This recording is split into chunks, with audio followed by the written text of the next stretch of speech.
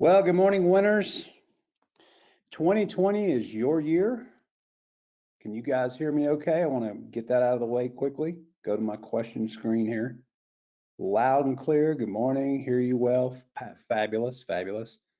I've got Seth and Vance on standby here, so we'll be bringing them in just a minute. But you guys should be. Let me just see what I'm sharing with you here. Make sure I got everything the right way. You should be looking at a cover of a digital book that says Becoming Your Own Banker, 5th edition by Mr. Nelson Nash.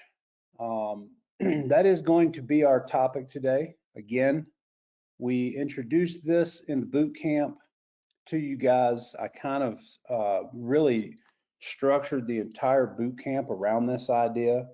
And before I bring these guys on, I want to give you guys just a real quick, like seriously, the Reader's Digest version. And the reason I don't go further than that is because, that module was 4 hours and 17 minutes long.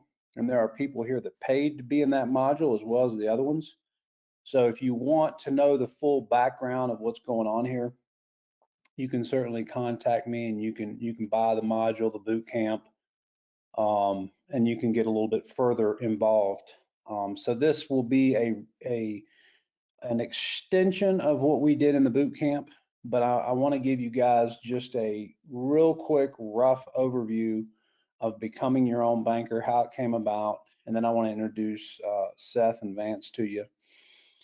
So I'm clicking along doing one-on-ones, and one day I end up on the phone with Seth, and Seth is over in the west side of the United States. And, Seth is one of those people who he has a long background in strategic planning, acquisition and dispositions, asset protection, risk mitigation. I mean, the list goes on and on. He did contract negotiation, project management. I know at one time he was kind of managing an entire law firm. He did litigation management, mediation and alternative dispute resolution. So he kind of goes back a piece in what he's been doing in the law arena. And now I think a lot of his focus is on asset protection, risk management. He does a lot of real estate acquisitions and dispositions, but his primary focus today is what we're going to be talking about right now. So anyway, we'll bring him and Vance on in just a minute. And I'll tell you a little bit about Vance before I do that. But here Seth and I were on a one-on-one talking about his crypto portfolio. And from that, we sparked a growing friendship, one that I value a lot today, more so than some of the ones I've had 20 years. And, he's been able to impart quite a bit into my life as well, just the same way I was doing for him in crypto. And he's not just a friend, but someone I can call on who has that piece of paper hanging on the wall that's so hard to get for so many, especially over on the West Coast. It's pretty prestigious to have that on the West Coast. But anyway, so he started talking to me about a product called IBC, Infinity Banking Concept. Well, the IBC was something I was just vaguely familiar with from my past. And out of my past, I had this actual book you're looking at on your screen. I had it sitting on my coffee table for multiple years. And, I never actually got past probably the first chapter or two. And then later on, after so many years of this book sitting around, I think I threw it out. So as soon as he talked about it, I was like, oh, wait a minute, I think I've heard of this. And, a little time went by and I talked with John Jay about it a little bit. And I said, I think we should really be exploring this because I think this is exactly what's needed for people that are in crypto. So let me jump into that portion and go a little faster. So in crypto, guys, you have 100,000 in the market, you have 50,000, you have 500,000, you have 1 million, you have 6 million. And all of a sudden the market expands. And over a 12 to 18 month period, you end up with a 20, 30x on your money. And even at $100,000, you're staring at 3 million bucks. And for people that have 100,000 in the market, $3 million might be the biggest number you've ever looked at. So the reason that I thought this would be great, in particular for this team, was because we do have a large number of people here with a large amount of money into the markets. And so I think what we're going to see here is we're going to see an awful lot of multi millionaires produced out of this next expansion in crypto and beyond. And when you can make 2, 3,000% on your money, now what are you looking for after that? If you're me, here's what you're looking for. You're looking for safety. So in other words, I don't want to have to put my money somewhere where a bank can bail in on me. So you're looking for safety. You're looking for the ability to use your money at will whenever you want to. You don't want to have to go to a bank, for example, and say, "Hey, can I get access to my money?" I want to wire some money to Australia, and they read you the Riot Act about your money. You just want to be able to make decisions with your money. You're looking for privacy. My goodness, the ability to do this private. Wait till Vance talks to you about something called an islet, and he'll go through that. I'll leave that to him. But that's going to become a very important part for many people here, including myself. And then, there are other attributes as well, but how about the ability to have your money growing, whether you're using it or not? So what do you mean by that? Well, you can create your own bank through this process. And when you want to take your money and go over here and make an investment that has, let's say, a 20% yield on it, and maybe it's something you can do over the course of 6 months, a year, 18 months, your money is still, it's still accounted for in your account, and it's still over here growing at a certain percentage, guaranteed. And I'm going to use that word guaranteed a lot today, which is something I never do because, we've all heard the saying, the only thing that's guaranteed in life is death and taxes. But let me tell you, we're going to add a third thing to that, and it's the IBC process. It's guaranteed.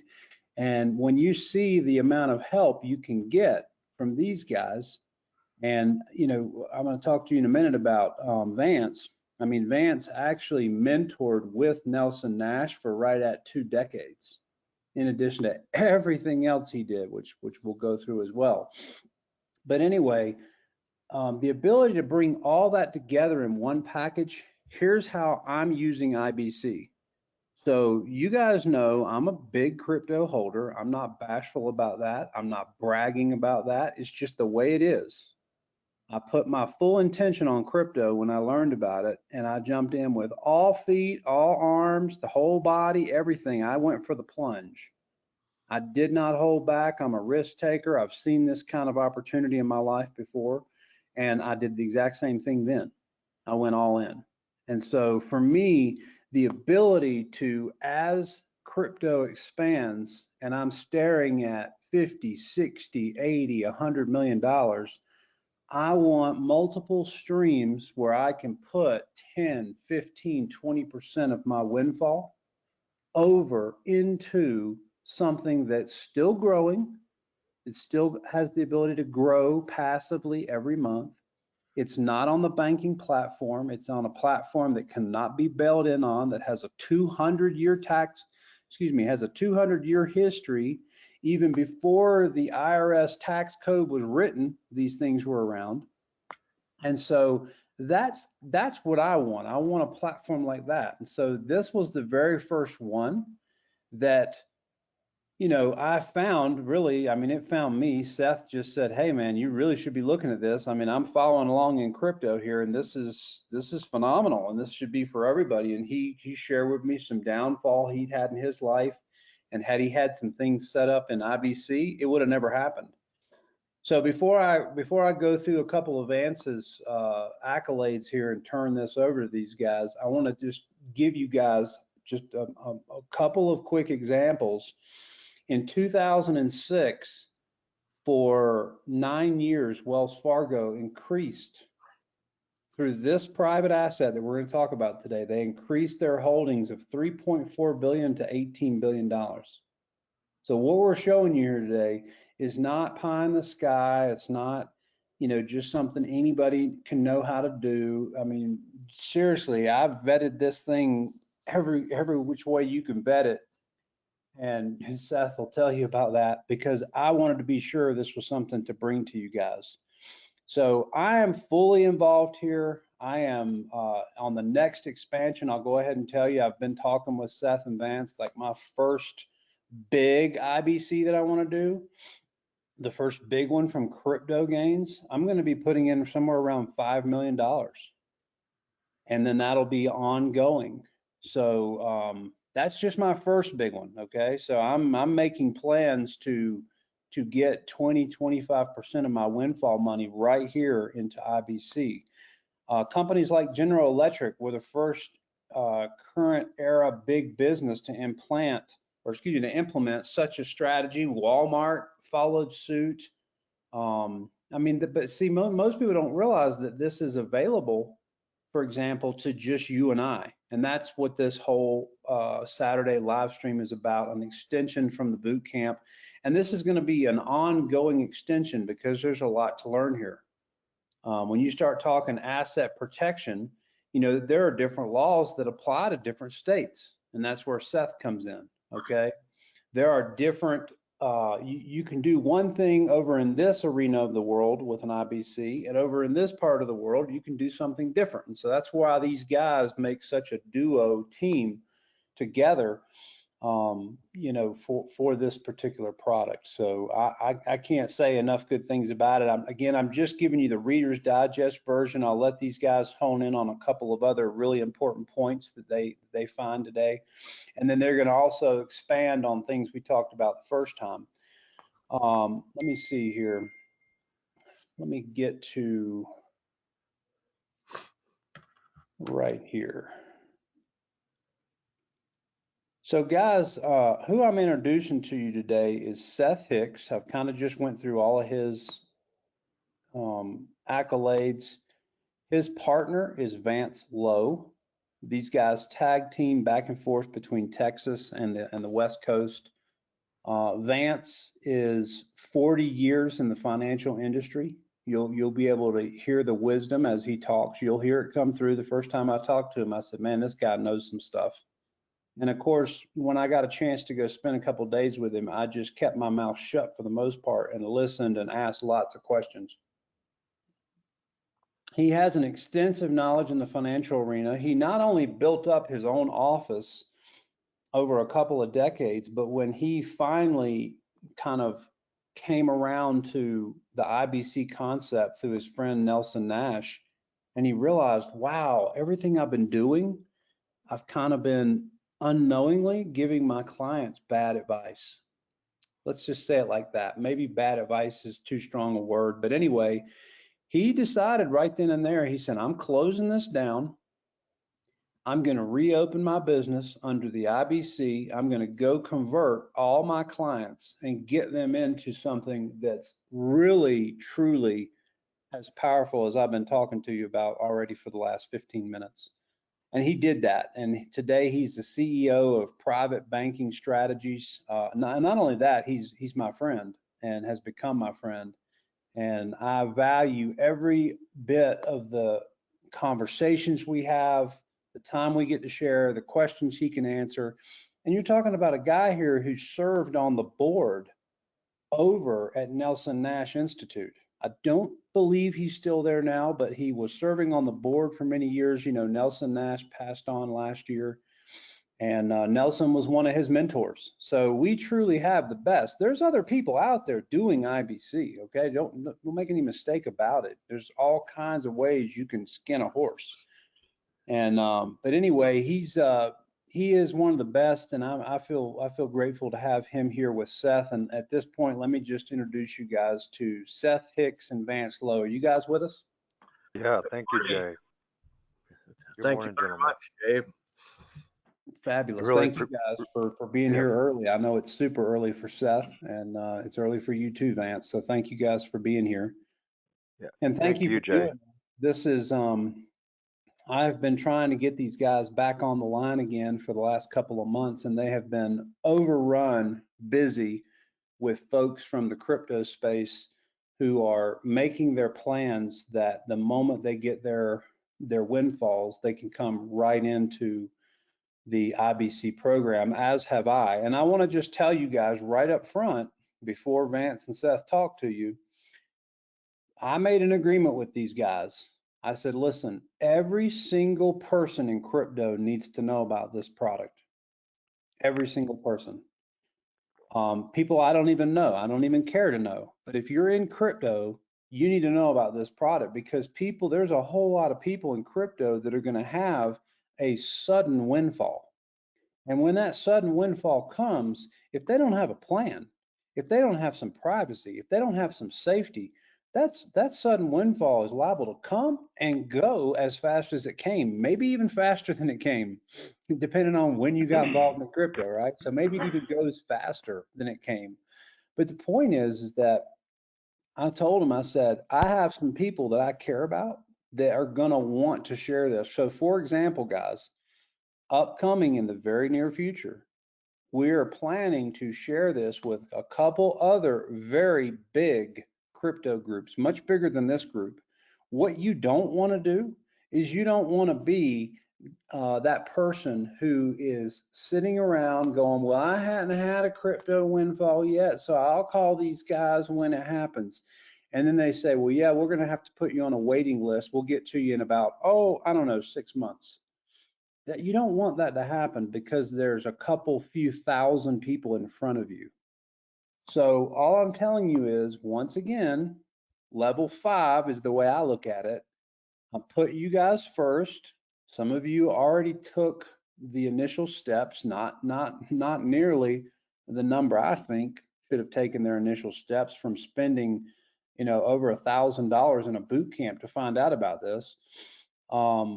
But you guys need to take those steps, make your introduction with these guys, have a conversation, fill out their financial form, let them look at where you think you're going to be, and do that before this goes out. And like I said, in the very near future, this is going out to a few thousand people in crypto. There are some people who have groups just like this one that are private groups. I have one friend of mine, he has 2,700 people in his private group. And he can't wait to get his hands on Seth and Vance. And I keep holding him at bay because I want you guys to have that opportunity to get rolling ahead of the big numbers, okay? So make sure you're doing that, guys. Seth, Vance, thank you for being here. And I'm going to turn the floor over to you guys. Seth, if you want to, you can kind of crank it out. I know you've kind of put together a bit of a sheet here on what we want to cover today. So if you want to just crank it off, go ahead, my friend. Sure. Thank you so much, Jay, for the generous introduction, and super glad to be here with you and Vance this morning. There's 7 pillars and features of private banking strategies that I want to lay out for the audience, and I'm going to do that rather quickly. And if you're taking notes, go ahead and write these things down, and you can begin to ask questions as they permeate your mind in our discussion, and you can drop them in the Q&A at the end. One of the primary motivators for me when I discovered private banking strategies and the infinite banking concept was to maintain privacy and protect my assets. Okay, and that necessarily dovetails with government intrusion and taxation. I wanted to keep my affairs private. I wanted to protect my assets. I had made millions of dollars, and in certain years I had lost millions of dollars, unfortunately. And I had been involved not only as the litigator in hundreds of litigation matters, but had been in my own litigation, in real estate development, in various matters, many of them simply because you're doing business. For example, on real estate, you have nuisance value plaintiffs that want to try to shake you down, a tenant or a slip and fall, something like that, just for the money. Well, asset protection and privacy effectively prevent those type of nuisances, but more importantly, they really protect the corpus of your estate. When I discovered the infinite banking concept, it hit me like a ton of bricks, because I thought that I actually had it all structured very well, and that I probably couldn't learn anything new that I wasn't already doing. and I was certainly wrong. So when the light bulb came on, I jumped in to the banking concept and all of its value that it provides wholeheartedly, just like you jumped into crypto.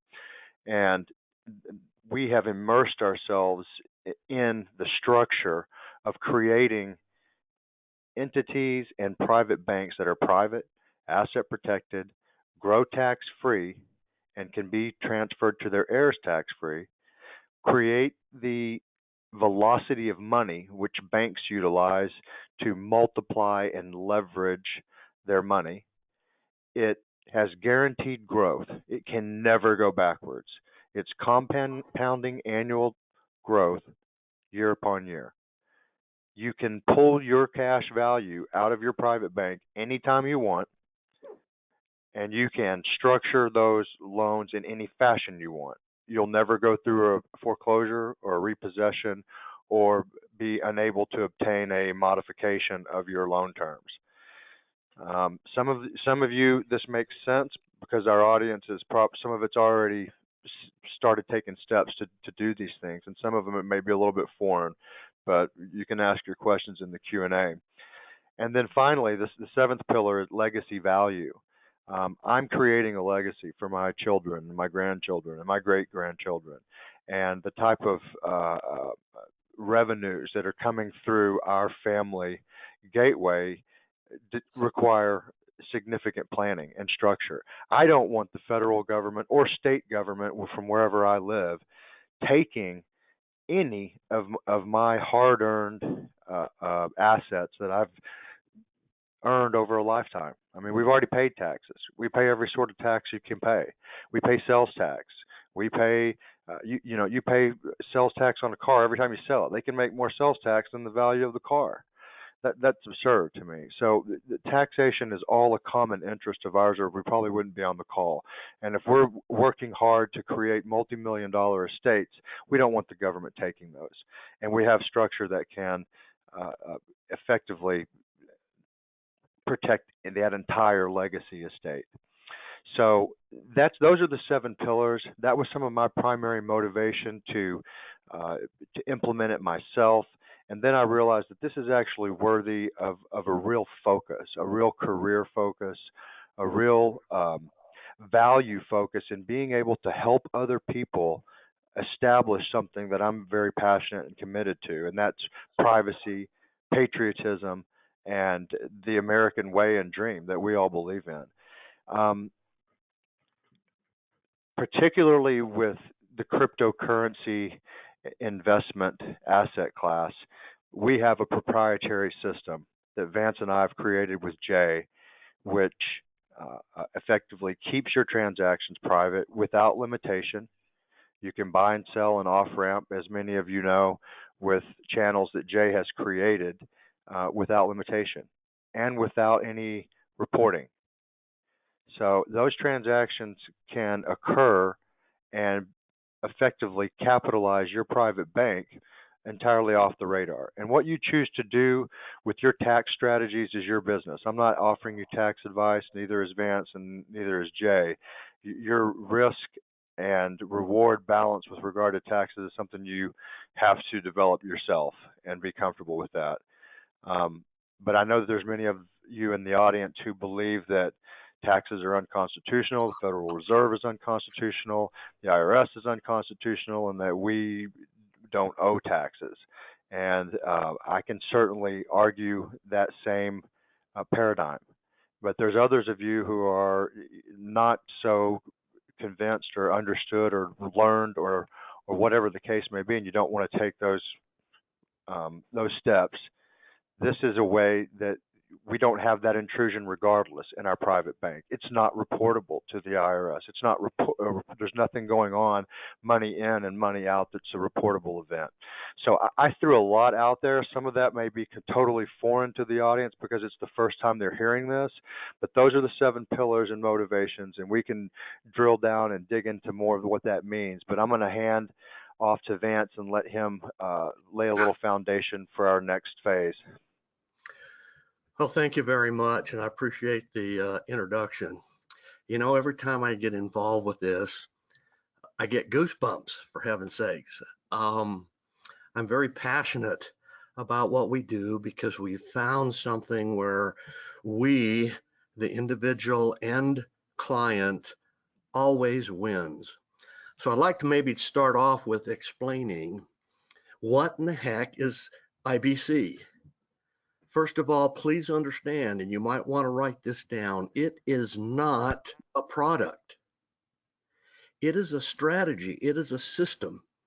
It is a missing education that we need to implement in our lives to get what we call a closed loop or a closed circle, just like the banks. Now you're looking at the book and it says becoming your own banker, not becoming your own bank, but becoming your own banker. This is the banker's mentality that we want to discuss. And we're actually going to share illustrations of that with you today.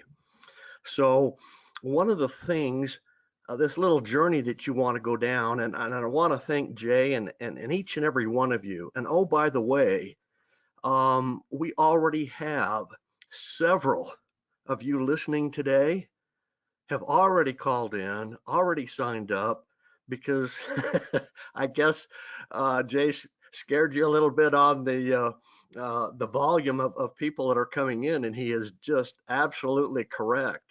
This thing snowballs so fast. But what is unique, and the reason I want to thank him and you, is you're very well organized, you're very well motivated to try to solve issues that have been perplexing in the past. So if we set up a concept like this and we teach you how to do that, let me give you a little bit of a journey here. We're going, our first initial call will lay everything out to the expectations, what we expect to do. And one of those things that we want to try to do, and we can do very efficiently, we can take anyone's situation where they're at today, using your own numbers, showing you how you can get set up and learn the strategy and effectively implement it. We all know we work really hard with our cash. We all know that the banks always get the money back. No matter what happens, we spend the money, goes back to the banking system. Now, it doesn't matter where in the world we are. It doesn't matter what currency we're using. It all flows back to the big bank. That's explained here in the book. You'll find also that the book will become the Bible of you learning and advancing in IBC. Crypto, just like you're learning there, there's so much you can learn and you can know and you can do. And it's not something that you can sign up for and put your credits in or money in and be instantly a professional at it. Jay's absolutely amazing at the knowledge he has there. So, anyway, let's continue. We want to do two things. What we discovered from the first round is that most of you were in crypto through 2017. And a lot of you will agree that we watched crypto go up and up and up. And then we watched it go down and down and down and down, and without taking profits. And so I've been asking the question, did you enjoy the ride? Now, I hope we're laughing or crying or whatever else. And I think there's a phenomenon there that I've been dealing with clients for decades. And that is, we're not prepared emotionally to take profits off the table. And that's one reason, again, we're teaming up so that we can actually capitalize. We actually know what we're going to do, how we're going to do it. We will not avoid the same, I call it a freeze up, because, it's happening, it's here. What do I do? We're going to have an actual trigger point and key that you'll go, oh, okay, oh, I do have a plan. This is what I'm supposed to do, and I'm going to go ahead and get it done. And so we've developed kind of a combination here. We're going to talk to you about two different strategies that you can learn about and you can implement. One is your safe strategy. It's the way you are today. It's your life, it's your lifestyle now. The thing about infinite banking is you don't have to change that. Not at all. We just change our thinking a little bit and start implementing and set up a closed loop mini economy or circle, we're going to call it. And we can start using the same dollars over and over and over again. Every single claim that's in the book that Jay's talked about, that Seth has talked about, we can back those claims up with the proof. We've got a real problem with the real banks because every time a dollar goes into the banks, they do what's called factoring, and they turn $1 into $6 or even $10, and they lend out, up to 90% of the money they actually have out of thin air. And that's what causes the inflation and the insolvency of banks. I still am on the national board of the NNI, and I just came back from a conference there, and I took one of my clients who works for the Federal Reserve, and his job is actually auditing and closing banks because they're insolvent. But he loves the IBC concept, and I brought him specifically to have him explain exactly how he's doing what I'm trying to teach the practitioners to do. So there's the safe plan that we're talking about, and then on top of that, we want to build the windfall strategy. And so there's a lot of things to do. It's not complicated. If you guys will get this book and you will read it, it will tell you what to do and how to do it. You just might not be prepared for it. We're going to outline it for you. We're going to have some discussions with you. We're going to show you exactly what to do. We'll give you some homework. We'll see if you get that homework done. And we're going to set up a safe strategy for you if that's the way you want to go. And we're going to build this windfall so that when it happens, we can step in and immediately start filling our own personal banks and banking systems up so that you can capitalize on that. So I know there's going to be a lot of questions out there. We're going to be ready for that. So Jay, I think I could talk all day long, but I don't want to. I don't want to do that. So I'd like to address a couple things that I heard in that discussion, if I could, Jay. But I'll follow you if you have something you want to interject. No, man, rock and roll. Okay. So one of the very valuable feedback points that we've had from numerous clients is with regards to the book that Vance and I published. We weren't trying to recreate what Nelson Nash did in his book. We were trying to give a different paradigm and perspective that incorporated both of our expertises and was actually a little more simple to understand.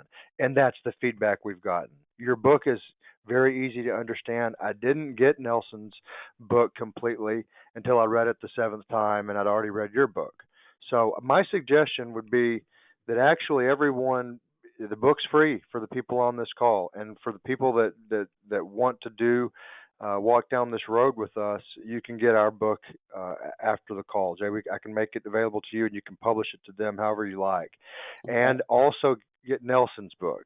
Okay, but I think that we're going to find that the majority of the audience would be better valued reading our book first. It might take an hour for fast readers. It's easy to read, and you can probably attest to that, Jay. And then I go want into. to second that, Seth. And I've read both a couple times, and I loved the book you guys put together. Loved it. Thank you. My wife did too. My wife read both, and she said, "My goodness, this book is 10 times head and shoulders above the first one. Why didn't you give me this one first?" And I said, "I'm sorry, honey." Yeah, that's what you got to do to keep your wife happy. Just say, "I'm sorry, I'll get it right next time, honey." Mhm. But that's the truth. Our book's easier to read, easier to understand and digest. It's like an appetizer before, a big steak. And Nelson's book is obviously a very foundational tool at implementing private banking strategies and the infinite banking concept. So that's one thing I wanted to say. Book's free for everybody on the call. Get it from us, please. And if this is something that you're, absolutely certain you want to do, get your 8-year analysis as soon as you can, because our calendar's full, and it's going to get even fuller.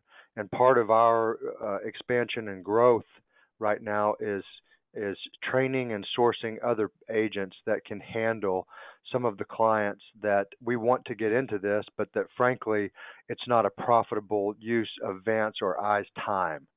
And I'm not saying that with any um, arrogance or pompousness. I'm just saying it as a necessary fact, right? We're not going to step over dollars to pick up pennies, and this is a business. So we are motivated to help people, but Vance and I are going to be consumed by very high net worth uh, um, asset holders and unable to service, you know, thousands of clients that are at a lower tier. So I'm not trying to create a FOMO. I'm just stating the simple facts. And when we're doing everything we can to increase our bandwidth and maintain our absolute excellence with every strategy and structure that we provide, so that there is no distinction between the top or the bottom. But right now, I'm just describing a very real growing pain that we're having. Okay. Let, Um, let me make one statement to follow that up. The reason that this is critical to us is because we've dedicated the part of caring. We're actually going to, instead of try to teach and make you fit into a philosophy, we're going to delve in and set it up the way you want. And we care about each and every single person that, wants to commit that time. We feel an obligation to be able to fulfill that also. So on one end, you guys have to help protect our time.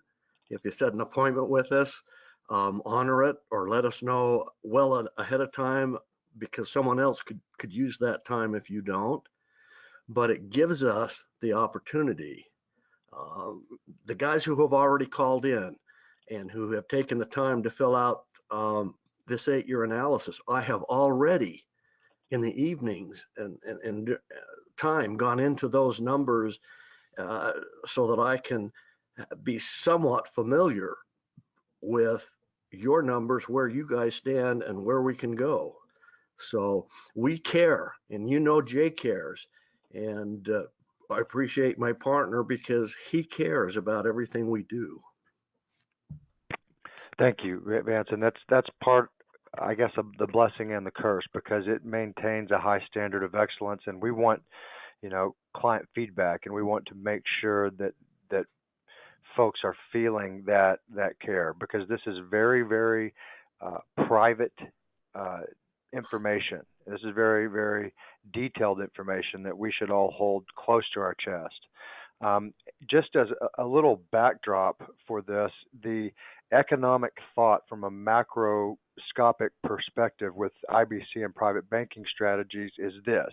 If 30 million people in our country actually had private banks and utilizing the IBC strategy, that in an economic collapse in America, our country would actually not fail because of that 10% rule, or let's call it plus or minus 10% actually utilizing the private banking strategy.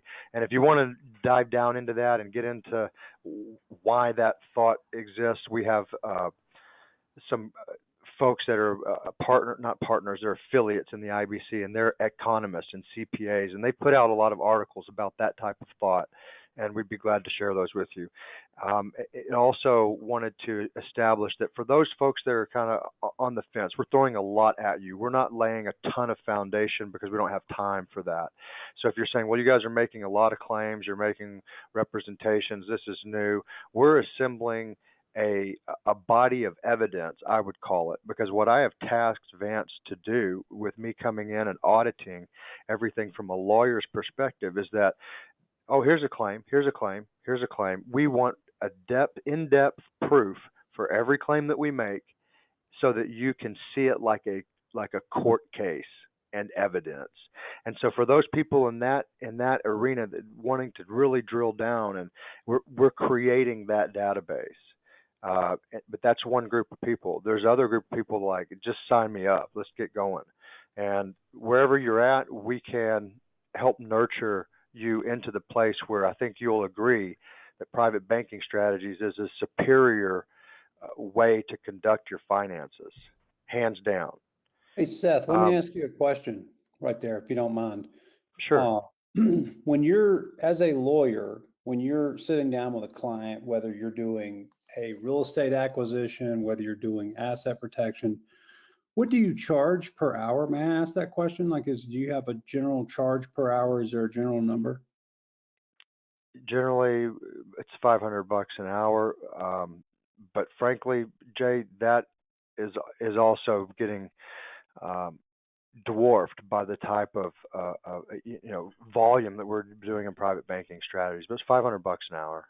Yeah. So the reason I ask that is because I think that people need to be reminded that Seth and Vance both have, if you, when you guys call in to speak with them about the process and getting started, they set up a code with us. What was the code, guys? Was it Binge Team?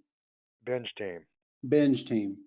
If you or your family uses that code when you call in, if you don't, you're going to get the same exemplary service, but you're going to pay considerably for some of the services that you will not pay for by using the Binge Team code. For example, you could go out here today and spend $8,000-9,000 on an islet, or through this process and using your code, you may could get that in the $4,000 to $5,000 range, depending on what kind of structure you need. So there's some variables there. But the point is that Seth is willing to sit there and talk with you on the phone and not have a $500 an hour clock running because you're a part of this team. And so again, he's not going to do that if the best use of his time is not with A client, but it's with B client, then you might be talking to one of his associates, okay? But the point is, guys, don't forget to use your code, because as long as they know where you came from, I mean, on this forum here, they don't know who you are. They don't know your name. So when you call in to talk to them, you need to let them know you're on the Binge Team and you're expecting to get all those benefits that the Binge Team have, which we covered some of them in the boot camp, but there's so many, it's too many to list. We'd have to do our own, we have to do on our own session just on the benefits they came up with for me. But I appreciate what they've done. I thank you both for that. And I just felt like that while you're talking about things from a perspective of being a lawyer, that's very important to mention. It's Let me, true, Jay, and that's exactly part of the value that I think that we bring as a team, Vance and I, is that I'm thinking through things from an asset protection structure, how to keep things private, and for everybody on the call, Jay is an expert at privacy, and I'm actually engaged in a process of learning some of the things he's done, and I'm floored, frankly, at some of the tools that he's utilizing completely legally to maintain absolute privacy and virtual untraceability. That can be integrated into our strategies. You're not going to get that with every kid on the block doing IBC. You're not going to get the asset protection that I provide with Vance with every kid on the block in IBC. If you want the proof of why IBC works, why it's better than investment in the stock market, why IRAs fail, we have a competitor who is an expert at marketing. She is incredibly valuable as a resource for us and other people in the IBC realm. She's got tons of proof on exactly everything that I'm talking about. That private banking strategies and IBC outperform all of these other asset classes, and that as in a retirement capacity, it outperforms. We're not trying to do that. We're trying to do something much more focused and rifled down. You can find out all the information that we're talking about and prove these things to yourself. But what we're providing is a comprehensive privacy and asset protection and tax-free growth plan. Absolutely. So let me just pick up on that. So one of the things we're going to ask you to do is put your thinking cap on, because in order to learn this, we have to think. Wasn't it Mark Twain who said only a few people actually think? Some of the people think they think, and most of the people would rather die than think. So we've all separated ourselves from the herd mentality. We know that the common thinking out there does not win. It's really a failing strategy. So IBC is something that is personal. That's why we keep mentioning this is private, guys. And it's infinite means it goes virtually any way you want it to go. The second thing we need is what's called imagination. And you'll read that and get that in the books. There's several principles in here that we'll take a look at. And so we're going to go down a little bit of a journey, and we're going to have fun doing it. Our brain wants to kick in and say, oh gosh, this is something new, and it's going to be complicated. And you have to tell your brain, no, it's not. It's simple. As far as I know, I'm probably one of the most complicated IBCers out there. I actually run 5 separate companies on the infinite banking concept. This is cash flowing in and out, and the bookkeeping and all that goes along with it. And people probably don't believe me that it takes less than 30 minutes a month to be able to run IBC and get the money back. And we're going to show you, we're going to talk to you about how to get 100% of your monthly expenses back. If the banks always get the money back, no matter what, all they're doing is running a strategy to be able to get the money back. If they can do it, anybody can do it, as long as they have the knowledge. So I just want to share that with you as well. Amen. Well, before we jump into questions, I just want to throw a couple quick illustrations out here. And actually, I just noticed looking through the attendees here, one of our good friends, John J. Singleton, is here.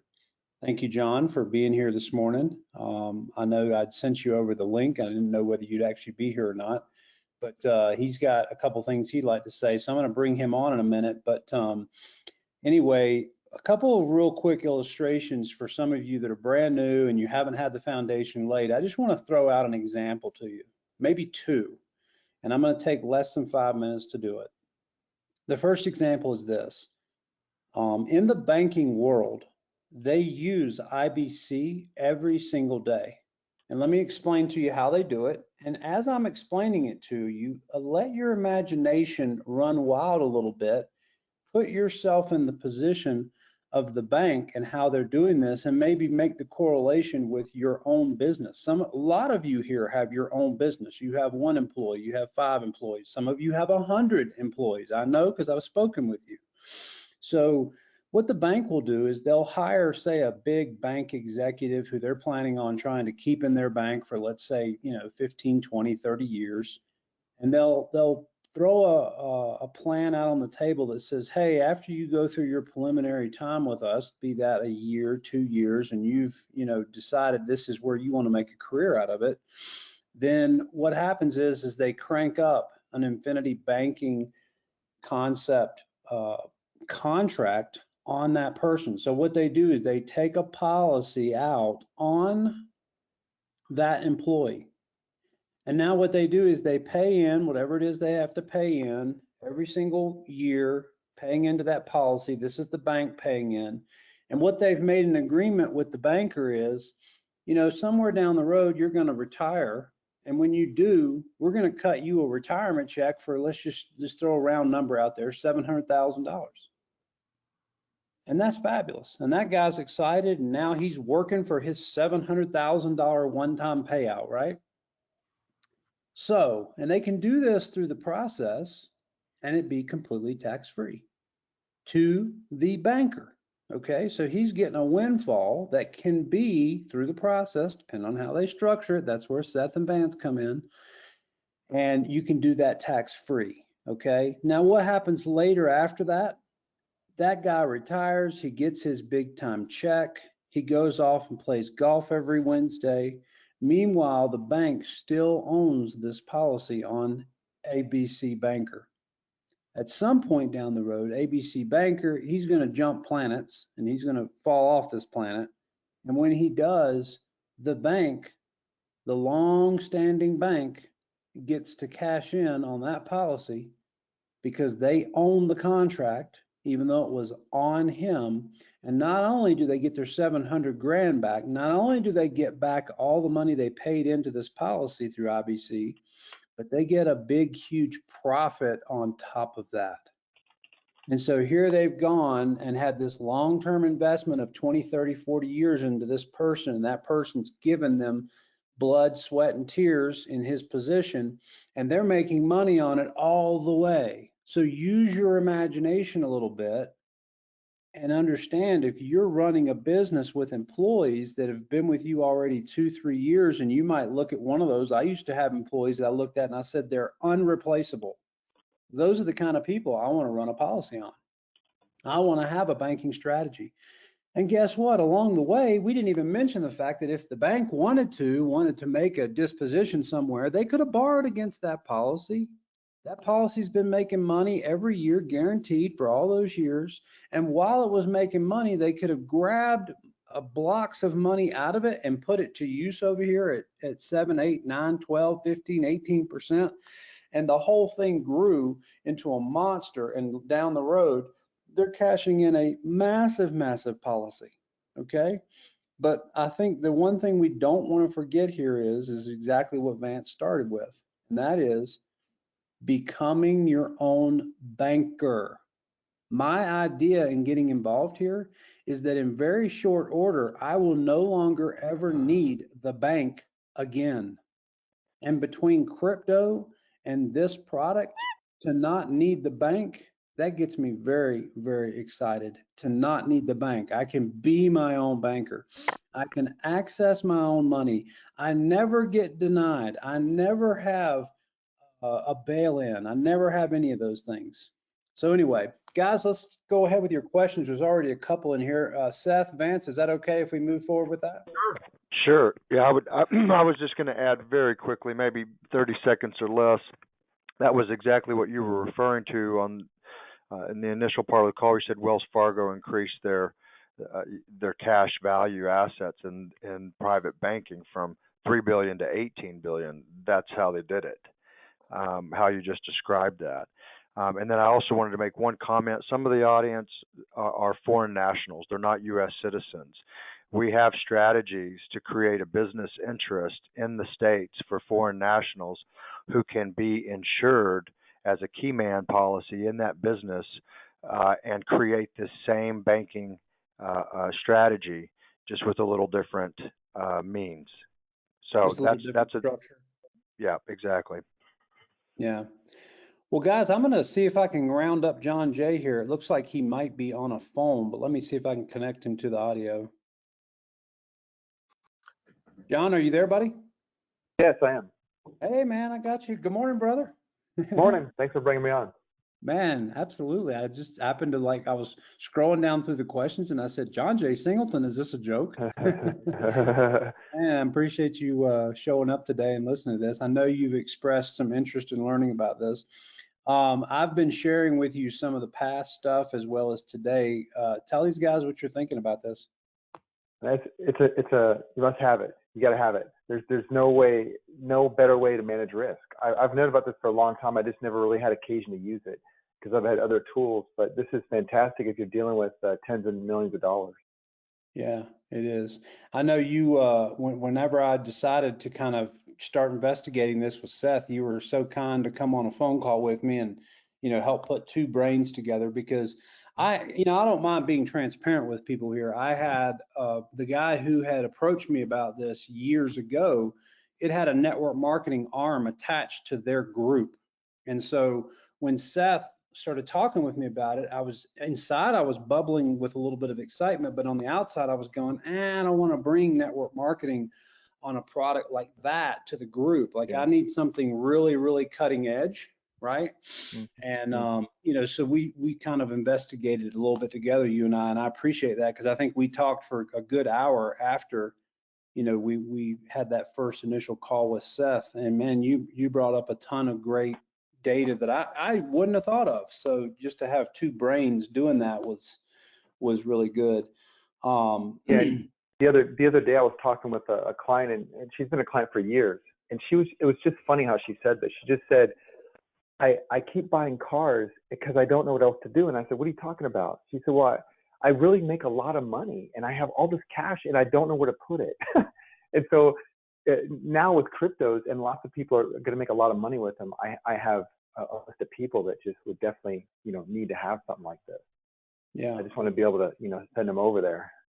Yeah, there's too many attributes that someone who's in crypto needs here. I mean, so for me, and you and I have talked about this, to be able to liquidate crypto in an environment, and I'm talking about Caleb and Brown, in an environment where that entity is not turning around and sending all kinds of paperwork to anybody at the United States level, okay?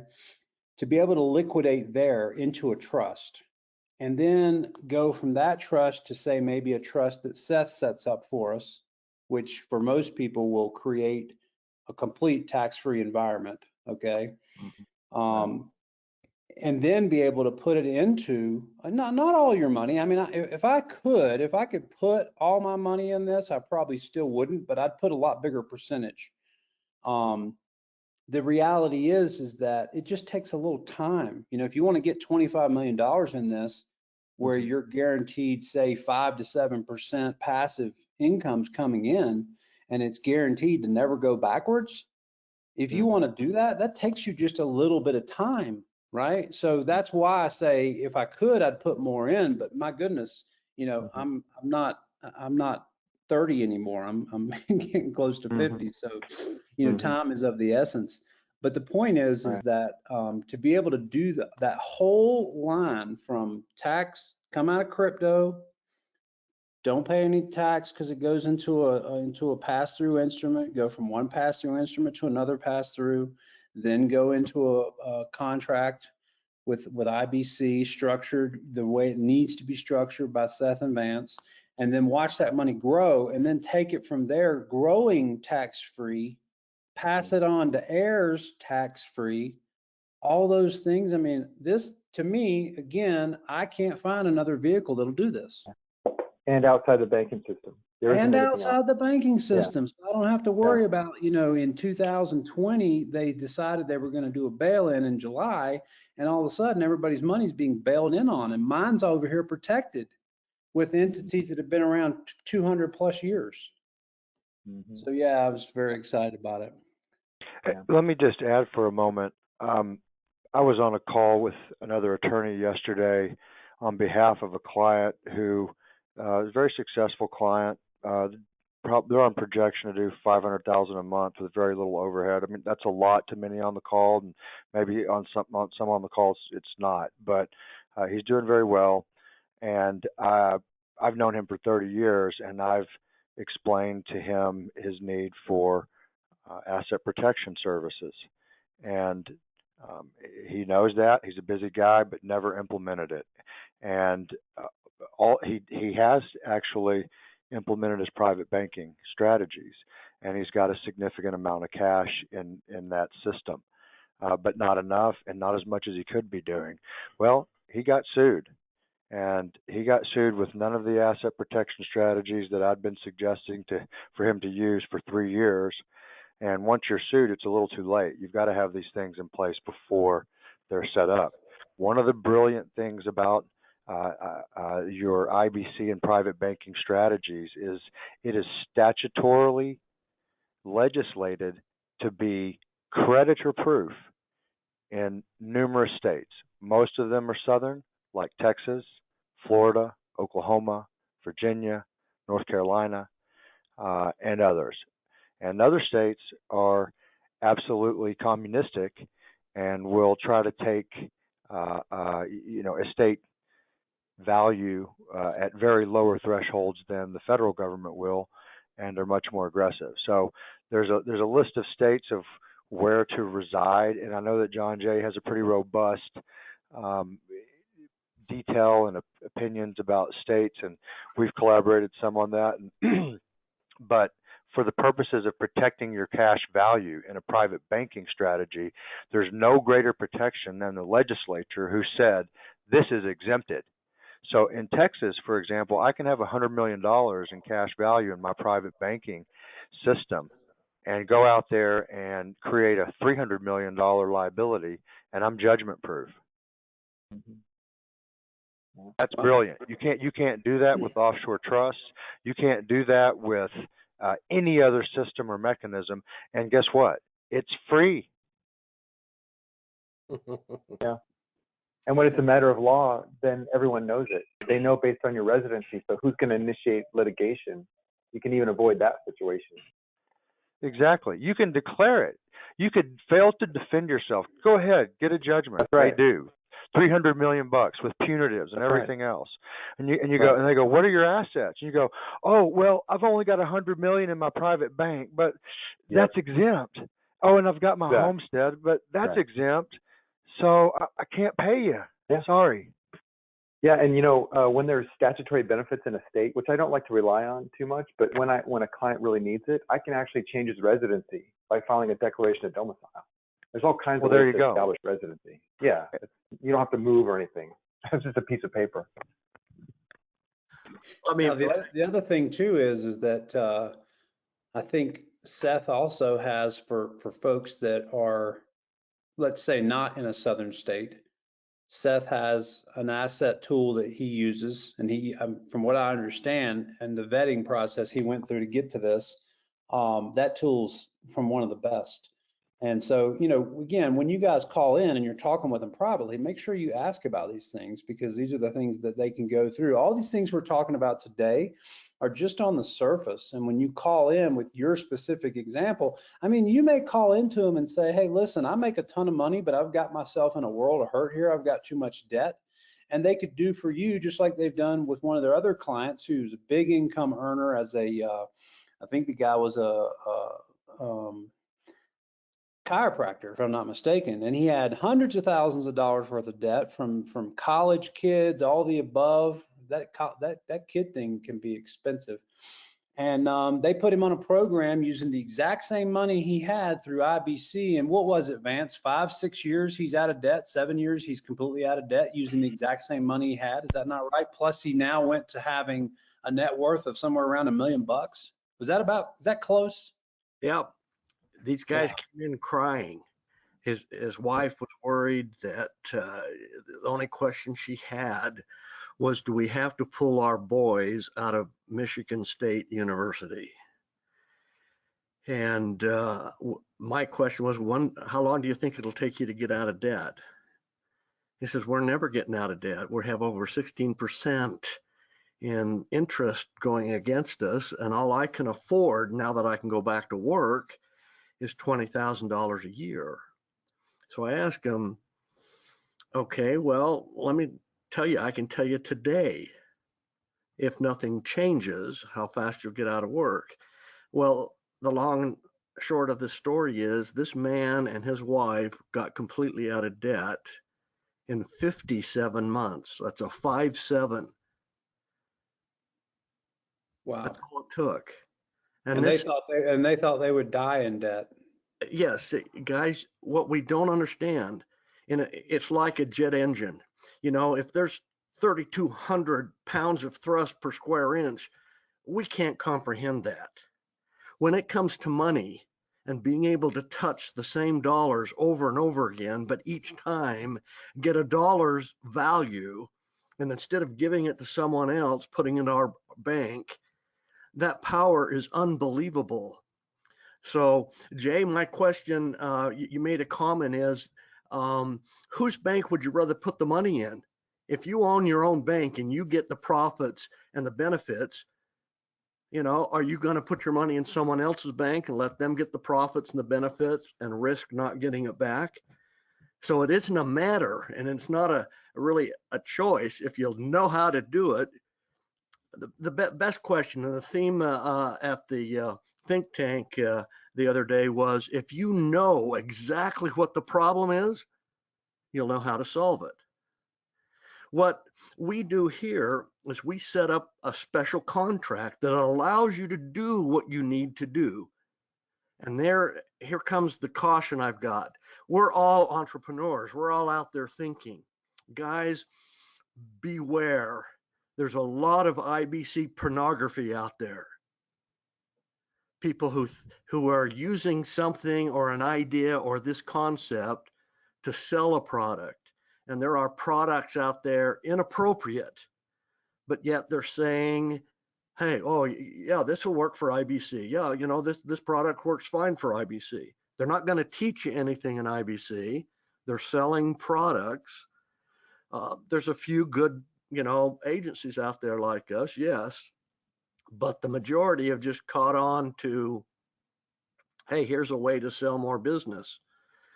And half of my time, or used to be half of my time, was trying to correct those problems when people would come in.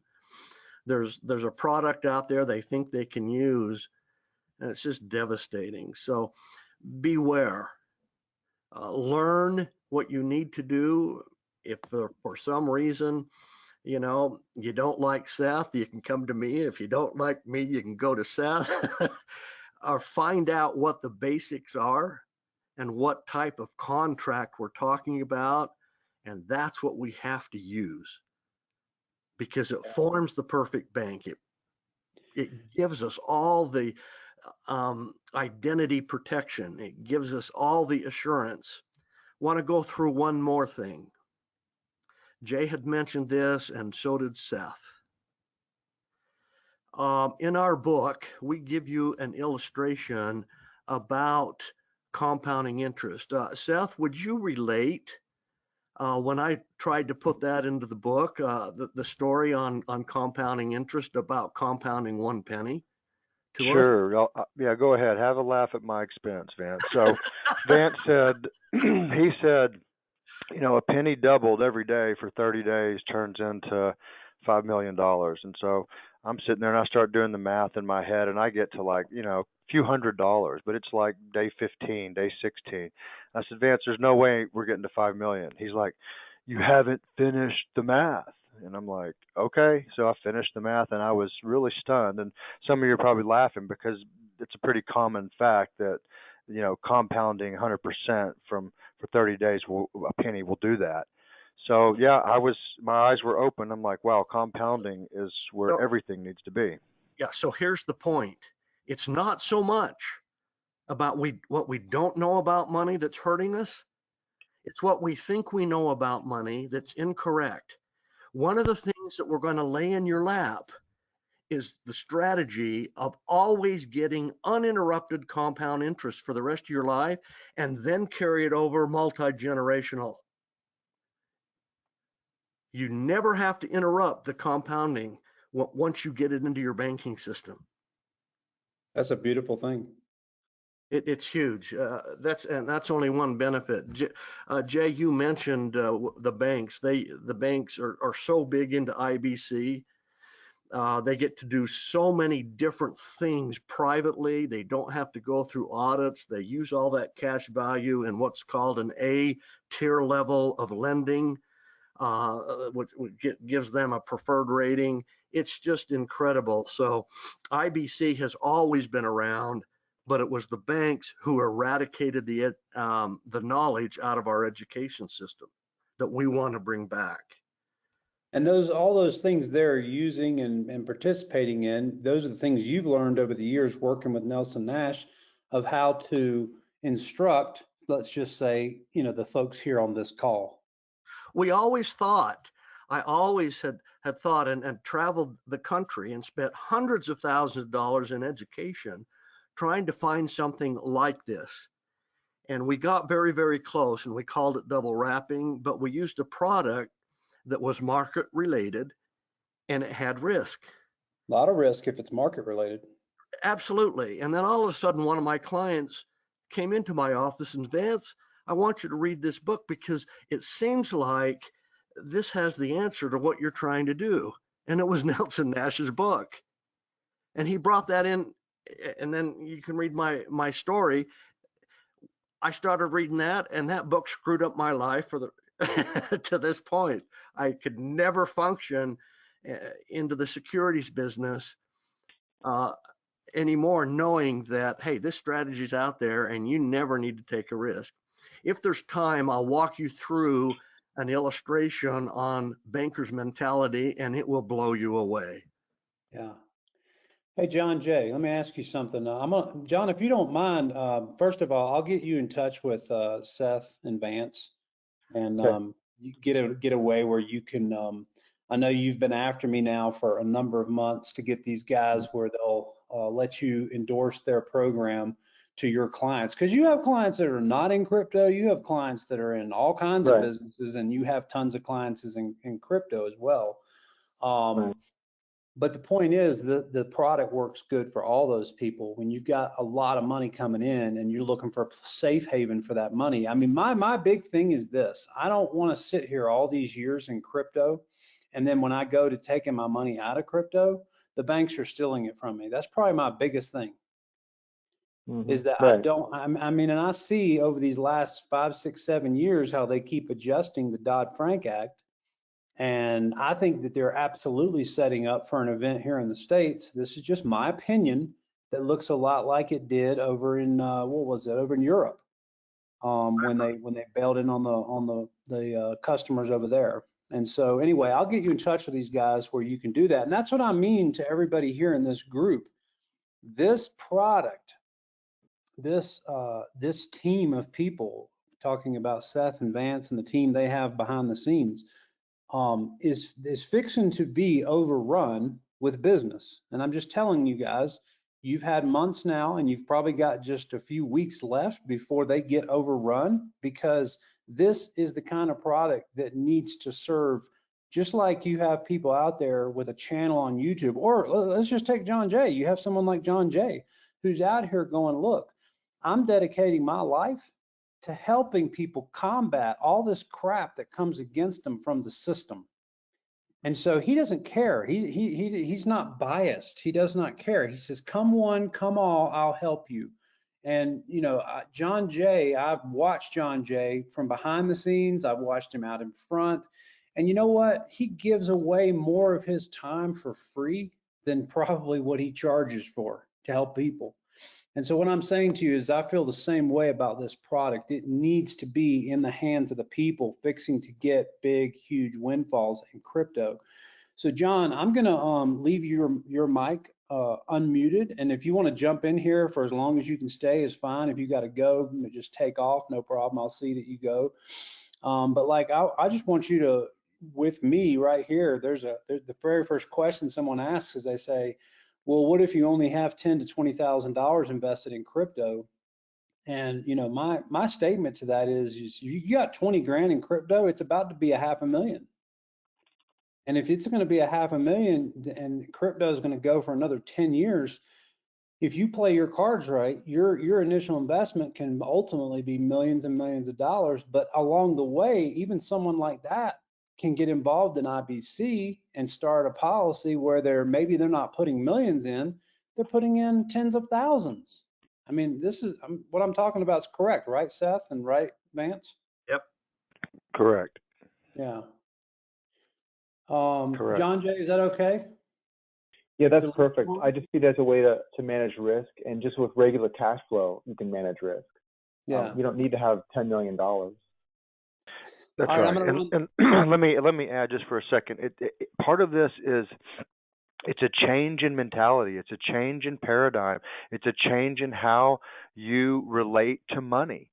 and you're going to capture all of the expenses that you've been otherwise losing. You're not going to finance with a bank anymore when you get to that place. So we're reforming a whole thought process, and that should be started now. And if you got 10,000, then you should start now. And you start to learn the process so that when you actually are dealing with larger values, that you have the wisdom and the ability to steward that properly. That's my answer to when you should get in.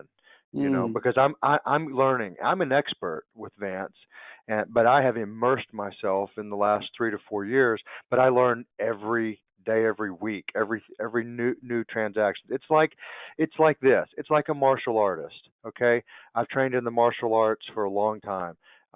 In Brazilian jiu-jitsu, you keep getting better and better. I was good before, but I keep getting better and better.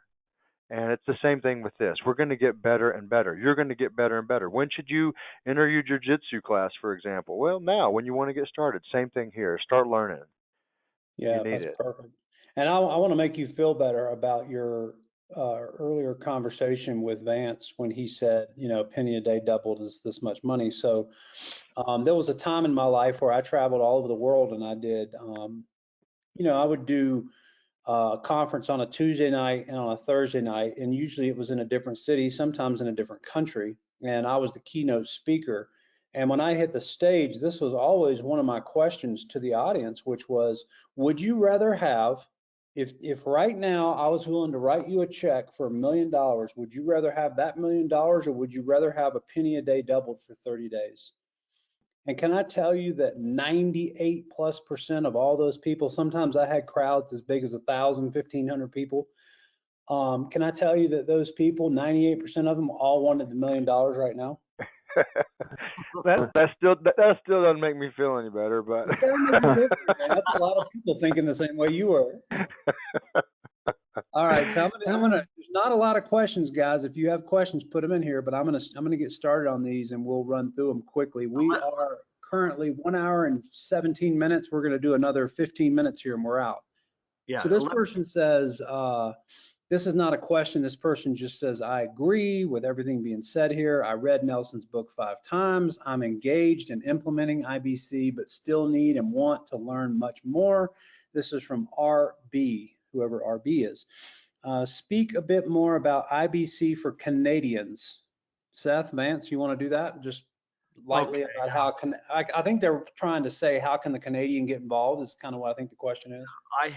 I have, I call him my son.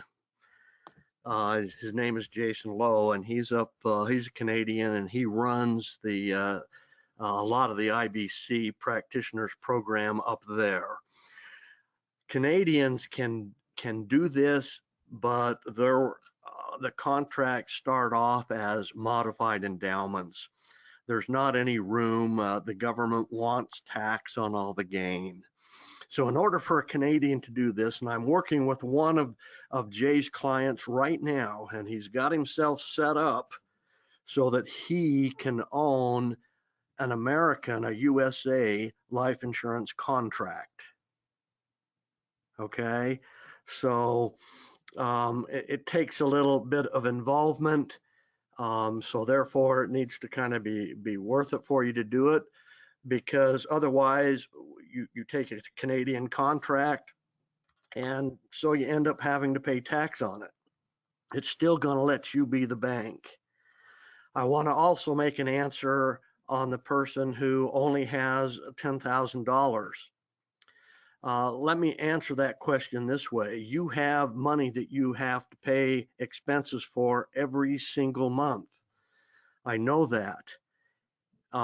If this system goes in and you start practicing the system, what if you get back 100% of your monthly outflow every single month and add interest to it? See, in the IBC, and to answer both of these two questions, Nelson explains, we all explain that you finance every single thing you buy. So why don't you be the bank and finance it yourself and reap the rewards, instead of letting somebody get all your money, your hard-earned money, flowing back to them? Once you convert that, once we see that, hey, this is simple, now this car payment, instead of going away from us, what if that car payment actually came into our company? The good and the bad is we still have to make the payment, but what if it came to the company we own? What about the credit card debt? You know, we're paying some credit card debt or a student loan or a mortgage on a house. That money's going away from us. What if it was actually being paid, but it came to our company, our bank system? That's how fast, you know, it's called exponential compounding. It's where compound compounds, and it's unbelievable. It's hard to comprehend. Hey, So John Jay, can you think of any ways for a Canadian to participate in this Yeah, on U.S. soil? absolutely. Because I believe you can have a policy owner that's a resident, what, company, trust. Can it be a policy owner be a person or a company, right? Yeah, it can be a absolutely, trust, right? yeah. Yeah, so you can easily set up a company anywhere, make it the owner of the policy, and then whoever the beneficiary of the policy can be anyone on the planet. Whoever has control, right?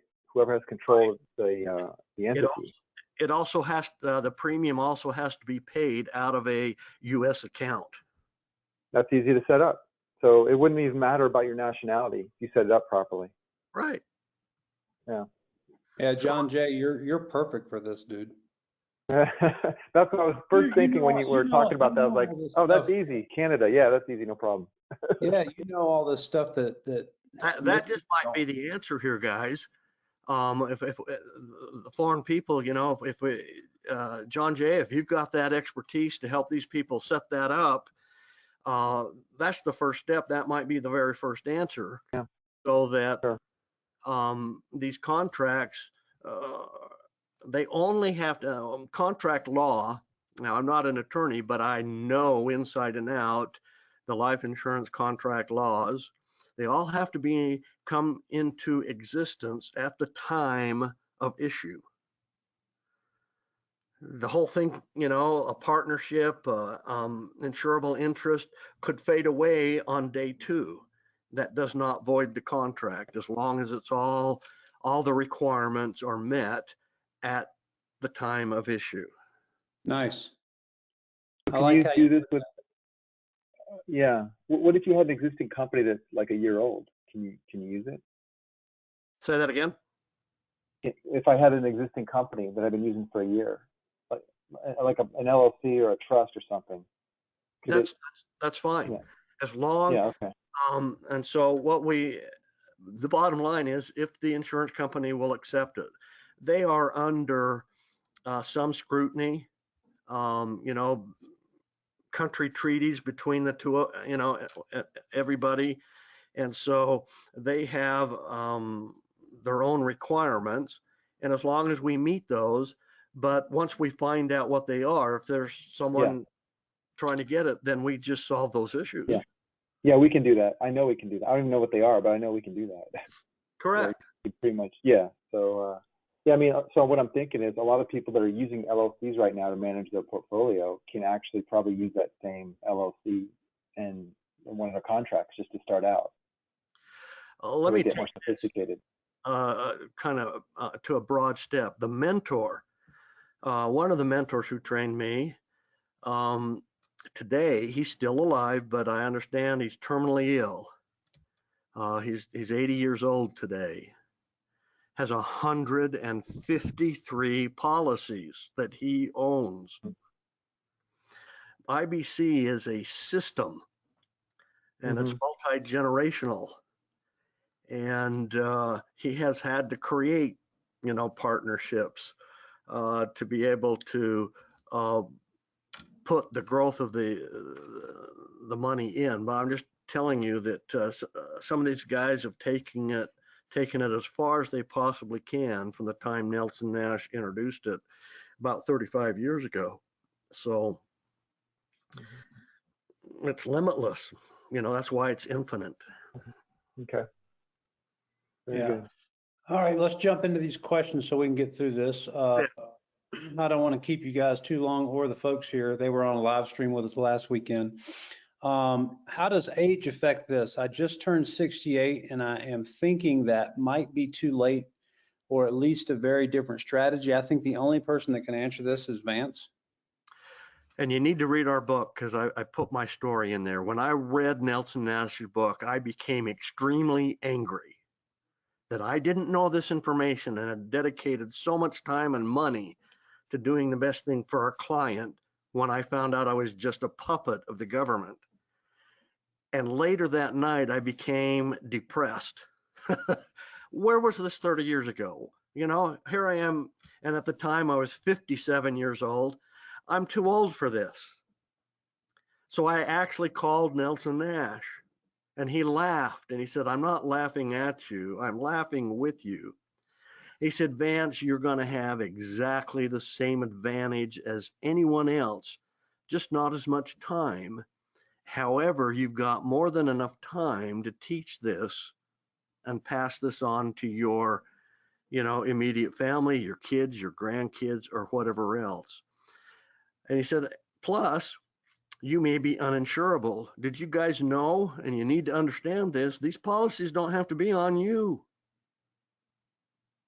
They can be on anyone that you have insurable interest on. You own them, you are the beneficiary, and it makes absolutely no difference. As a matter of fact, it should be on grandkids. Grandparents should actually put it on grandkids. Their parents should put it on their grandkids. And whenever the death happens, like Jay just explained with the banks, we get an influx of cash. It's called a windfall, and it goes and fills up, the other policies hoppers if they've got any loans outstanding on them, and it just goes on and on and on. Does that help? Yeah, that absolutely helps. And Vance, do you mind me? Am I being too personal if I ask your age on the air? I'm 68 right now. And have you opened any new policies in, say, the last 3 years? Yes, I've opened up 3 more. I have 14 policies. Okay, so in the last year or two, so 65 to 68, you've opened up 3 new policies right away. So that's kind of a good answer to this guy. But let me say this, Jay, they weren't on me. Overall, exactly. You just needed a place to be able to work from, so you found someone you had an insurable interest on, you opened it. I don't know if any of you out there have kids who think they're smarter than you are. I do. And I just bypass the kids. I go straight to the grandkids, and I start financing things with the grandkids. I start teaching them this concept right off the bat. It's beautiful. It's so basic, and it's the answer to what we don't have out there. Yeah, it's great. So here's a question I'll answer quickly. It says, can we set up IBC strategy to pay in and out with a stable coin? Not at this time. Is there a max age limit to get involved? Well, because of what Vance just said, and I'm just bulleting a couple of these, there is no max age limit because, again, you may be getting that policy with your grandchild. We just did one at age 87. Yeah. So the reality here is that, and this is something that Vance explained to me, and I went, oh, now I get it. And that is if you take out a contract, let's say on your grandchild let's just say your grandchild's 20, okay? And you take out a contract on that grandchild, you are the owner and first in line on that contract, always. Now, the death benefit of that contract is only ever paid out if something happened to the grandchild, and maybe you were alive, maybe you weren't. But you get to use that contract as your own bank the whole time you're alive and pass that along completely tax-free to the next people in line. Exactly. Is this applicable in the UK, and is there a local contact in the UK? I would tell you that you want to contact Vance and Seth and let them connect you with who they need to, and maybe, again, they need to have an hour-long conversation with John Jay about some potential creative strategies that'll help someone, whether you're UK, Australia, New Zealand, whatever happens to be. Is that a fair answer, gentlemen? Yes. I'm drowning in debt, able to make payments, but maxed out. Been waiting for cryptos. I hadn't got started yet. I'm filling out your form now. And I have a program with a competitor, and they do not have the imagination you have to run monthly expenses through, simply to borrow to pay debt. Look forward to working with your company and for cryptos to moon. Absolutely. Yeah, that's fabulous. So more of a statement there. I listened to the fall webinar with Seth and Vance and read their book and part of Nelson's. I'm 60, married, no children, only a 21-year-old niece. I had colon cancer twice in the last 25 years. Father and his father died by 70. I'm doing everything I can to stay healthy longer. Jay touched on my concern earlier. It takes some time to get the IBC up and running, and I am not sure how much time I have left on this beautiful planet. I'm just looking to see who this is. I will have about 1.5 million in windfall by mid-year, another 4.5 million by end of year, then follow Binge Team roadmap. I will use my windfall to travel and enjoy life. How can I integrate the IBC into my portfolio? You start today. You have every opportunity that I have, but you start learning about it today. There will be an angle, an idea, a precept that you will catch hold of. Where do you want the money to go? It'll be based on what you want to do. You don't have to fit it. It will fit you. Yeah, it's kind of like the last person said, you got to really, I would just take the time to give these guys a call, because it's like Elizabeth said, they're using their imagination. Okay. And that's one of the things that I love about Seth and Vance is between the two of them. I mean, when I went and spent a few days with them in Texas, it was a constant kind of bouncing of ideas back and forth off of each other's brains. And I watched that synergy take place, and that's what you get with these guys. So I think that'll be fabulous. Just a couple more questions here. Okay, so I'm just taking a look here. Okay, can you use existing variable life insurance instead of a whole life insurance? And what is the difference between the two? Okay, the short answer is unequivocally no.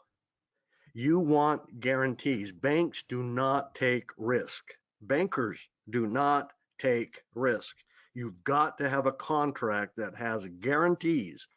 That was the problem with our double wrapping when we didn't know about this concept. We got very, very close. We used a product that was not guaranteed. And when 2000 happened, it was devastating. Well, it was the very first time we had ever suffered for our clients any type of loss whatsoever. Even though we were 50% higher in saving and keeping assets for clients, we still had a loss, and that's the first time we had to deal with it. So absolutely not. There are some products out there that are just flat not guaranteed. Do not get sucked into a universal life or an indexed universal life. They will not work for IBC. It doesn't matter how much you hear on the internet that you can use these products. They have a potential of much greater gain, but when the year comes that there's any loss, it will be devastating and it can never be made up. Now, some folks here are asking how to contact you guys. Can you guys go through that? Seth, you want to address that quickly?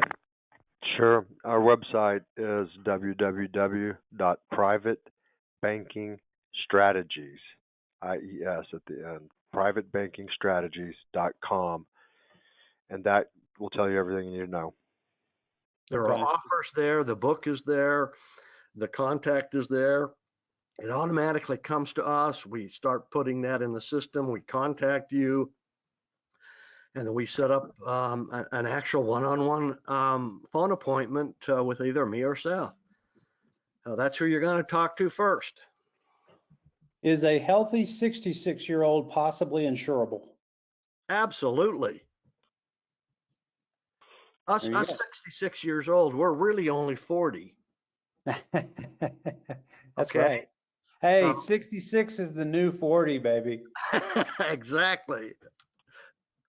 Yeah, we're moving forward in humanity, aren't we?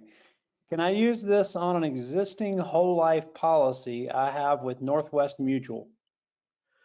I just got off with a conversation with a new client and a Northwestern Mutual agent, and he surprised me. He says, I am not going to stop my client from switching over to your contract. They have a beautiful contract, except they switched over to a stock mentality, which means they have to keep the money. And so they penalize if you take money out, you do not get the dividend that year unless you've paid the entire loan back. That's not going to work. So yes and no, you still can use it. Some of it is salvageable. We just need to do the numbers. If you know what the problem is, if we can share with you and teach you, you'll decide what you want to do, not us. You're going to decide how much you're going to want to do. You're not going to be looking anymore for advice on what to do with your money. You're going to know what the solution is. You're going to know what to do yourself. If I'm in charge, there's a risk involved. Even though, I love my people, I love my clients, I want to be the honest guy I possibly can, there's still risk involved. The only person looking back at you in the mirror is the only risk attached to this strategy. If you don't trust that person, then this probably won't work. Yeah, that's so powerful what you just said. This person here says, we have a business. If we open up a policy through the business and God forbid we have a tax audit that we wind up owing a bunch of money, is that money that's in the policy safe from government? So for example, let's say they had a tax levy, for example, and I think that's what they're trying to point out. Let's say they had a big tax burden they couldn't pay, for example, and then the government or the IRS is going to come after them or whatever. Is the money in the IBC protected from that? That's definitely a legal question, and depending on state. Yeah, let me jump into that if I could just for a second. Yeah. I mean, I think that there's a formal answer and then there's an answer in reality. And I would say that the argument would be made, no, they can't. But look at our friend, or maybe he's not our friend, who knows, depending on the narrative, Reggie Middleton. Do you think that they asked, the ABC entities asked for permission for anything that they did? No, they just railroaded him and took all his money and basically said, you're going to play or you're going to jail forever. That's what I estimate. I mean, I'm not on the inside. Maybe John Jay can comment. Maybe you can comment, Jay. But there's a real answer, and then there's like a legal answer. I think Right. that we can make an argument that no, they couldn't. But in reality, if you're making enough waves in the pond, I think you're at risk. Yeah, the federal government might be able to do, attach it in the state of Texas. These things are lawsuit proof and creditor proof, but are they federal government proof? Number one, they have to find the money. They'd have to find that contract. That contract is not on public record anywhere. And then they would have to get some sort of judgment, because the insurance company will not release the money to anyone, including the federal government, unless they've got a mandate to do so. And let me ask you this, Seth, from a legal perspective, because this is what comes right into my mind, is if let's just say I have ABC Corporation over here, or ABC Business with my personal name attached to it, and that entity owes some tax. But over here, I have a structure set up that you've shared with me that goes through a trust, and that trust now owns a IBC policy. The two are separate, are they not? Yeah, they are, and that's exactly what I was going to follow up with. Is that there are other structures which you create, which you technically you don't own the asset, Yeah, and if you so don't the own it, government you can't come the after government you can't come yeah the after that government. asset if I don't own it. Right. Government can't come take that asset from you if you don't own it. And that's part of the privacy cloak. You're not even going to declare it, and maybe they're not going to discover it. But if your fingerprints are on it and like I said, there's some type of intimidation factor. I mean, I didn't get any feedback or comment from either one of you guys on that, but that's my opinion and only my opinion that if you become a target of the federal government, then it's, you know, there's no rule of law that really applies. Yeah, so the moral of the story is don't become a target. Don't be telling on the car, yeah. Have your Learjet ready and waiting. Right. And then try to figure out where that thing could land. This person says, what parameters make someone uninsurable? I'm almost 50 with no spouse, no kids, etc., and I'm in perfect health. How is it determined what maximums are for investment with this? Oh, that's the part that we go through in discovery as we teach. We automatically start soliciting multiple insurance companies to see what they're willing to offer, so that all that is part of the discovery for you to be able to make a decision. So once you have that information, once you know how to work the IBC strategy, you're going to solve your own problem. But there's not, you're in perfect health, so you would qualify for the amount that you could possibly qualify would be based on net worth, income, those types of things. And we have strategies here to multiply that, using a factor of multiple companies. Yeah. Now here's one that I think I'll take, and then you guys can follow up with it. And if nothing else pops in, we'll wrap it up because this is the last one. This person says, what is the approximate cost to start a strategy? And that real answer is, and I want to add something to that because it brings something to mind, is how big of a bank do you want to start? So in other words, when you go through your discovery process with Vance and with Seth, they're going to help you decide, here's what the proper size bank for you would be.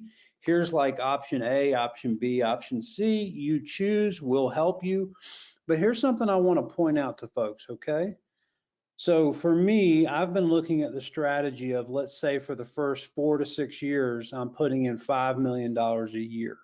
All right. And what I realize is that in that process, there's a certain amount of that 5 million that gets eaten up in the very, very heavy cost of a very big life insurance policy. Okay. So it's going to take me till about year 6 or 7, roughly, to get back to my full cash value. Okay.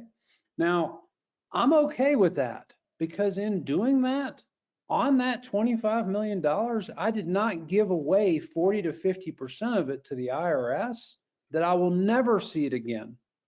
So I want you guys to make sure you understand the difference between cost and opportunity cost. It's totally different.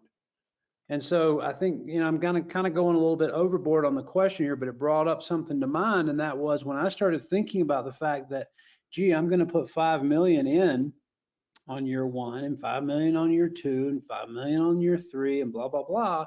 It's going to take me, because of the cost of insurance, it's going to take me till about year 6 or 7 roughly to get to where my cash value is the full 25 million. So if I went backwards, let's say over that time period, 5 million, $6 million out of that 25 million, that was still far better. And I actually got a value for it. It's called the insurance policy, which makes my wife feel good. It's far better than me taking that money out of crypto and going over here and putting it in my personal checking account, and then an alphabet group coming along and telling me, hey, you owe us 50% of that. So the idea of putting it here where I have this value that I'm paying for plus by the time I get done putting money in, and now the policy kind of runs itself without me having to continue to add money, add money, add money, add money, I'm at a place where I've gotten my full cash value back, and now it's all growth from there. All growth from there. And I'm probably leaving something out I hadn't thought of, Vance. If I did, please share. Yes, Jay, there's going to be some discovery for you here. What you just described is if you put a premium into a policy and do not practice banking. Right. Here's what you're going to find out. In the first 4 years, the amount of premium versus banking power you have will have doubled. So you're controlling twice as much money. I love these guys. Okay, so let me give you a really good example, the best way to explain this so everybody understands it. If you and I were to go into business, we did all the work. We decided what that advantage was, that opportunity was, and we decided we were going to commit. So we did our financials, and we decided that it would take $100,000 to operate our company for the first year and keep the doors open. We could do all that we needed to do. How long does it take a startup company to usually make a profit? 5 years. Usually, yeah, that's the medium, 3 to 7 years. 5 years is right dead on for the average. Would you say we would be pretty profitable after we put that $100,000 in if we could turn around and pull right back out and put to work 60% or $60,000? Yeah. We have a pretty good first year. Now the next year we put $100,000 in, we pull out $75,000. Are we headed in the right direction? Yeah.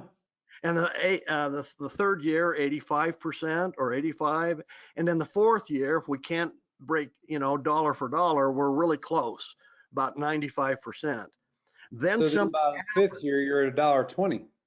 Yeah, and the fifth year, every dollar we decide to put back into our business, it immediately grows by $1.20. How many of those business scenarios would you guys like? Plenty. So if I had an investment that in the fifth year, every dollar you put in, it would turn into $1.20. We are turning these contracts into over 100% efficiency in the fifth year. Totally different from what you think about insurance, that it's an expense. We're also going to show, Jay, this. Guys, our goal in our financial software that we're going to show you, the 8-year analysis, is you're only going to come up with a first year's premium. And we're going to use money you're giving away to pay all the future premiums. Is that okay? Absolutely. So let me interject for one moment, if I could. Yeah. So with Vance, that's so super valuable what you're describing. But in year 6, 7, 8, and 9, it's not only $1.20, it's increasing. It increases until it plateaus at a certain point. But there's some illustrations that I saw, Vance, that were well over $1.70. So I'm putting in $1 into my bank, and my bank can lend me a multiple of that. That's almost, it's just like printing free money almost. You have if you're putting that money to work, and if you're using that money, you're printing money right. out of thin. Right. The only thing I want to caution us all about, it is not about life insurance illustration numbers. And it's all about learning how money flows. Jay, I want to give this example, and probably now is the very best time. If your listeners out there have pen and paper, let's go through this. Part of this analogy is in our book, but I want to give you a takeaway on how we have to change our thinking. So let's say, Vance, before you do that, let's do the last two things here, and then if people will need to bail out, they can come back and listen to this example at the end. Someone asks here, can the ownership of a policy change? I'm pretty sure that you can change that. Is that correct? Yes. Once it goes out of your control, you're done with it.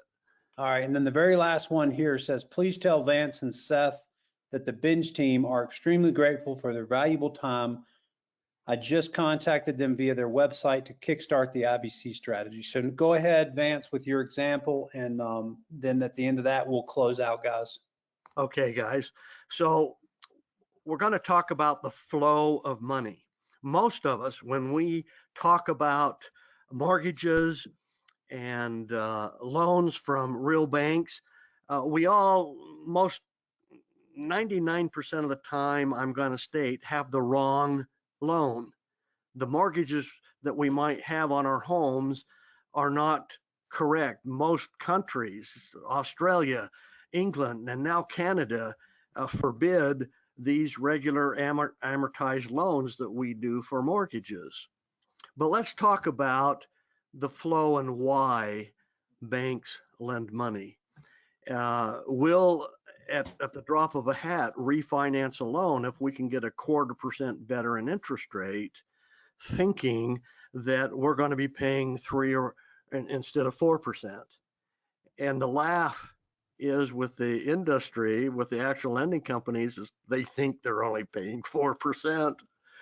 And in the first 5 years, they're not even going to get down to 75% interest, and then we'll get them to refinance because we'll change the interest rate again. And we'll stay up into that 90, 80, 75% interest versus principal, thinking that we're only paying. So it's the volume of interest. Let me explain that now. We've got a debt. We owe a student loan, or we owe on a business venture or whatever, $100,000. And we're making payments on that. And those payments happen to be $5,000 a month. And our interest rate, because we were in a hardship situation, the bank is charging us 15% interest. So I hope you've written down those 3 numbers. The debt, $100,000. The monthly payment, $5,000.